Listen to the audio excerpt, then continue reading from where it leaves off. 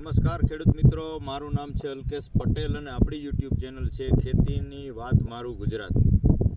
આપણી દુકાનનું નામ છે Hindustan agro seeds Kalavad, proper Kalavad તાલુકો કાલાવડ, જિલ્લો જામનગર. મિત્રો આજે તારીખ છે 17/9/2024. તો આપણે હતા આજે એક ડુંગળીના ફિલ્ડની અંદર. તો ડુંગળી આ સમથિંગ થઈ છે 65 દિવસ આસપાસની, બરાબર છે. 65 દિવસની ડુંગળી થઈ છે.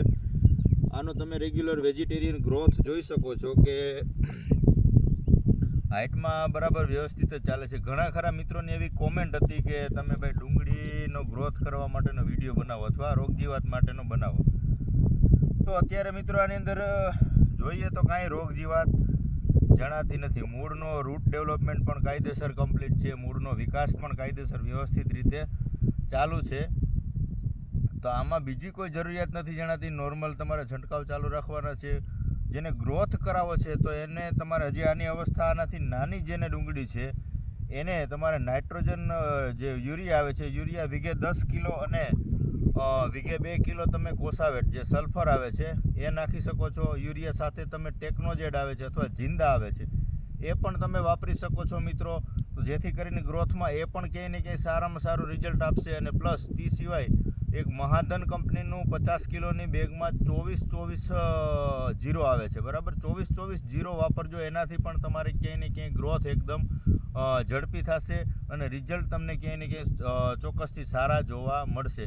મૂળનો વિકાસ ઓછો હોય તો તમે આમાં કોઈ પણ કંપનીના માઇકોરાજા, આપણે ધાનુકાની ભલામણ કરીએ છીએ, ઘણી બધી કંપની માઇકોરાજા બનાવે જ છે, તો એનો પણ તમે વાપરી અને ઉપયોગ કરી શકો છો. તો પણ તમને રિઝલ્ટ સારા મળી શકે છે. તમે જોઈ શકો છો કે 65 દિવસની ડુંગળીની અંદર જે વેજીટેરિયન ગ્રોથ છે એ પણ કમ્પ્લીટ છે અને રોગ જીવાત અત્યારે આની અંદર નોર્મલ છે.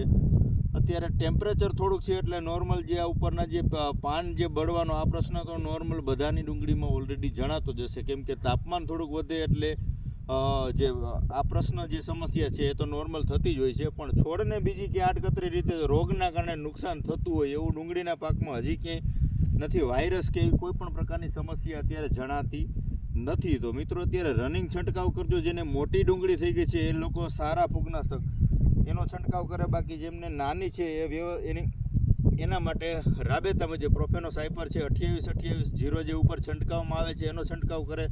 અને સાથે સિજન્ટાનું જે આવે છે રીડોમિલ ગોલ્ડ જે આવે છે જેની અંદર મેટાલિક્ઝિલ અને મેન્કોજેબ આવે છે એનો પણ છંટકાવ કરી શકે છે. તો રાબેતા મુજબ અત્યારે ડુંગળીનું કોઈ અલગથી એની ટ્રીટમેન્ટ કરવી પડે એવું જરૂરી નથી. આપણે દર વર્ષે વાવતા હોય તો એમાં જે સારવાર આપણે કરતા હોય એ મુજબની જ અત્યારે સારવાર કરવાની છે. નવો કોઈ રોગનો એટક નથી, નવી આને કોઈ સુધારવાની જરૂર નથી. રાબેતા મુજબ આપણે જે કરો છો એ મુજબ કરતા રહ્યો અને જરૂરિયાત મુજબનો છંટકાવ કરો.